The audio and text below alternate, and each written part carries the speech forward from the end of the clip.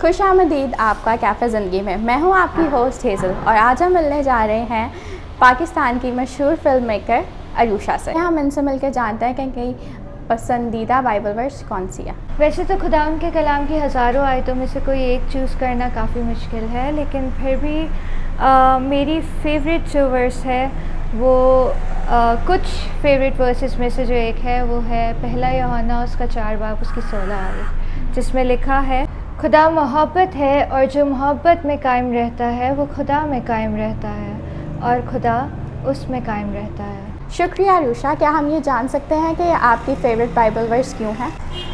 क्योंकि मुझे लगता है कि मैं अपनी ज़िंदगी के सबसे डार्केस्ट टाइम पे इस आयत से ज़्यादा रिलेट कर पाई थी।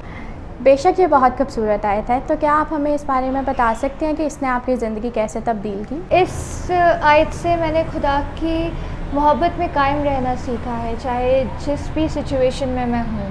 और मैंने ये नोट किया है कि अब मुझे खुदा की मोहब्बत में कायम रहने से तसल्ली मिलती है, चाहे जो कुछ भी मेरी लाइफ में चल रहा हो।